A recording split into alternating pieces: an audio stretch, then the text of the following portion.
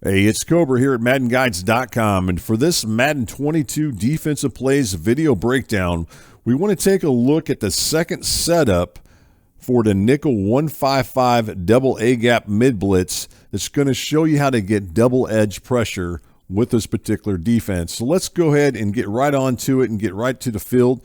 And I want to go ahead and show you how to make this one work that's going to allow you to get that type of pressure. Now, for those of you guys who have not looked at the first video breakdown of the nickel 155 double A gap mid blitz, you want to check that out because that one gets a little bit more detailed about the defense itself. Plus, it does show you how to get pressure for an A gap blitz, and it shows you a pretty simple A gap pressure defense that you can apply in Madden 22. All right, so I'm not going to get in here and all this stuff as far as showing you all the coverages because in the first video breakdown I talked about that, so make sure you guys watch that. It's in the link below in the description. If you guys haven't had a chance to look at that, I suggest you do so. All right, for this particular setup, what I'm going to go ahead and do is just kind of go through it real quick for you guys and just show you how to do this setup, and it's pretty simple. And again, what we're looking for the double edge is to get pressure from this linebacker here and this linebacker here as well. So we're going to look to get pressure from the outside linebackers and get double pressure on them. So let's go ahead and call press coverage.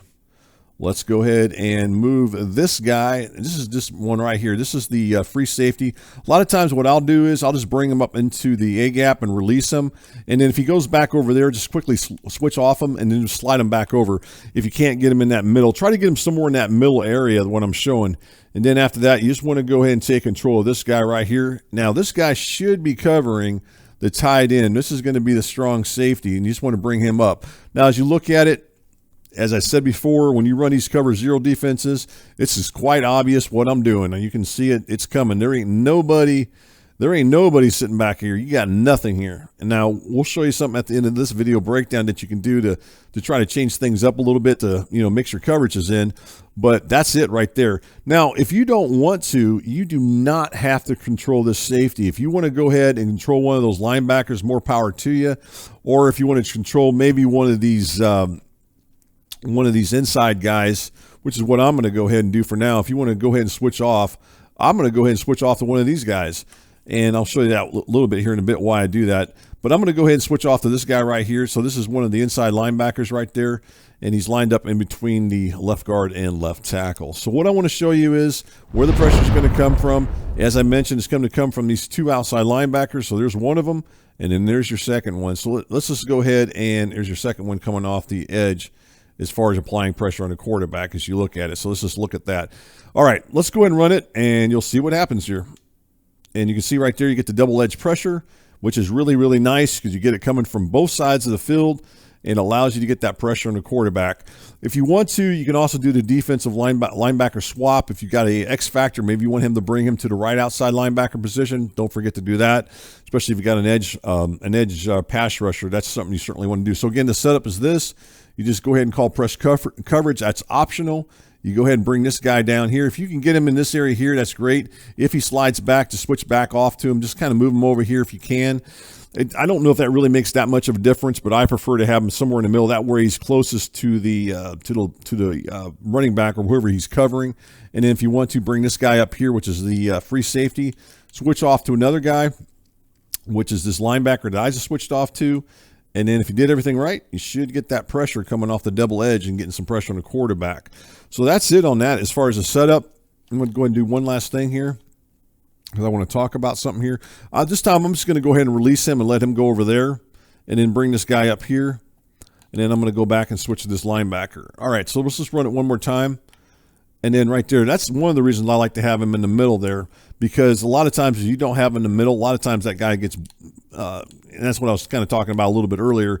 If you have him more lined up in the middle like I just showed here, and then you release him, if he doesn't get where you want him, then you just got to bring him back, and then you bring this guy back up here, switch off, and it should get you that pressure. Now, one of the other things I wanted to show, and this is what I was trying to show in this breakdown, is that linebacker that I'm in control of, the one that I switched to, which is you look at your screen here, you'll notice that I end up dropping him back, even though I got engaged. Now I'm trying to disengage, and then I can go ahead and drop him back into kind of a QB spy and just kind of focus in quarterback here, I can focus in on the quarterback and see what he's doing.